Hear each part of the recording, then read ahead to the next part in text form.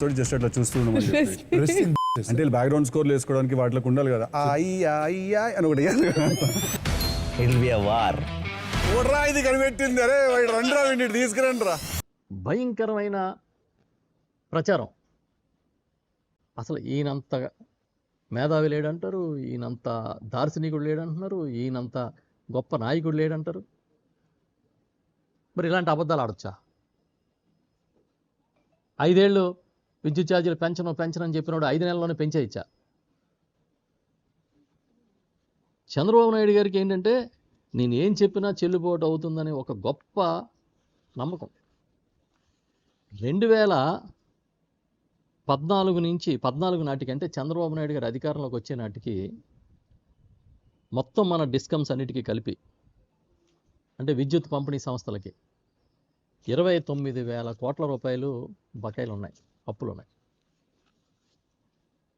ఆయన దిగిపోయే నాటికి 2019కి జస్ట్ 86,000 కోట్లు అయినాయి. ఇది ఆయన దార్శనికత, ఇది ఆయన పనితనం. ఆయన ఇప్పుడు మనకేం చెప్తాడంటే జగన్ గారు ఈ సెక్టార్ని దెబ్బతీశారని చెప్తారు. ఈ రాష్ట్రాన్ని విద్యుత్ సంస్థలను అప్పుల్లోకి తోసేశాడని చెప్తారు. చెల్లుబాటు అవుతుందని ముందే చెప్పినట్టుగా ఆయనకి మద్దతు ఇచ్చే మీడియా ఉండడం ఇవాళ ఆయన అదృష్టం. ఎక్కడ 29,000 కోట్లు, ఎక్కడ 86,000 కోట్లు 5 ఏళ్ల కాలంలో. ఆయన విద్యుత్ సంస్కరణల గురించి, విద్యుత్ రంగాన్ని అద్భుతంగా ఆయన బాగు చేసిన తీరు గురించి మాట్లాడుతూ ఉంటే మనం వింటూ ఉండాలి. ఏ రంగం తీసుకోండి, ఏ మాట తీసుకోండి, ఇవాళ ఇప్పుడు ఎవరో చెప్తా ఉన్నారు, ఈమె పురంధేశ్వరి గారు కూడా మాట్లాడారు. దగ్గుబాటి పురంధేశ్వరి గారు, బీజేపీ అధ్యక్షురాలు గారు, చంద్రబాబు నాయుడు గారికి వదిన గారు మాట్లాడారు. దేంట్లో ఈ అదాని విద్యుత్ ఒప్పందాలకు సంబంధించి ఆమె ఏమంటున్నారంటే జగన్ గారికి తెలియకుండా జరుగుతుందా ఇవన్నీ అని అంటారు. ఇప్పుడు అమెరికా అక్కడ వేసిన అఫిడవిట్స్లో క్లియర్గా ఎవరి పేర్లు లేవు, ఏ నాయకుడి పేరు లేదని క్లారిటీ ఉంది. సాక్షాత్తు విదేశాంగ శాఖ మంత్రి ఇవాళ స్పష్టంగా కేంద్రంలో ప్రకటించారు, వీళ్ళెవరికి సంబంధం లేదు, ఇందులో ఏం జరగలేదని. కానీ ఆమె మాత్రం జగన్ గారిని వేలెత్తి చూపించేటట్టుగా మాట్లాడుతున్నారు. ఆవిడేమో రాష్ట్ర బీజేపీ అధ్యక్షురాలు, ఆవిడ మాట్లాడే మాటలన్నీ చంద్రబాబు నాయుడు పలుకులు. అసలు ఈ దేశంలో ఏ రాష్ట్రంలో ఉన్నది ఈ టైపు రాజకీయం? తెలుగుదేశం పార్టీ కోసం మాట్లాడుతున్నట్టుగా, ఆ స్క్రిప్ట్లు చదువుతున్నట్టుగా అనిపిస్తూ ఉంటుంది. నేను సింపుల్గా ఒకటి అడుగుతున్నాను మిమ్మల్ని.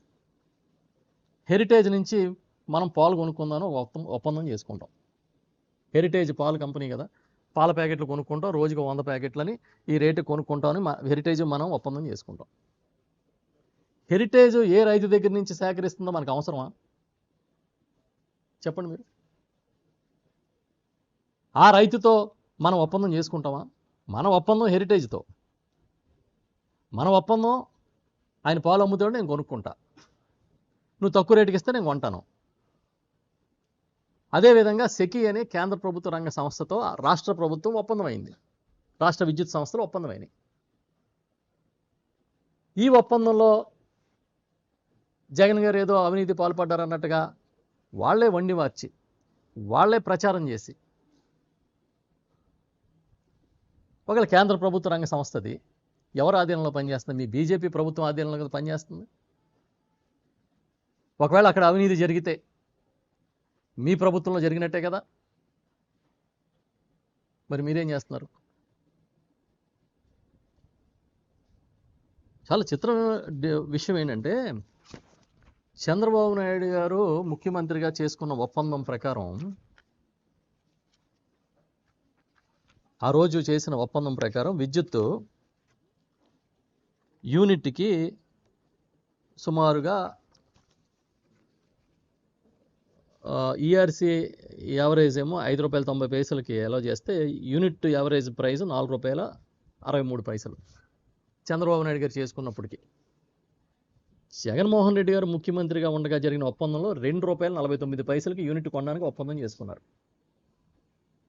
అంటే ₹4.63 ఒప్పందం చేసుకుంటే అవినీతి జరుగుతుందా? ₹2.49 జరిగితే అవినీతి జరుగుతుందా?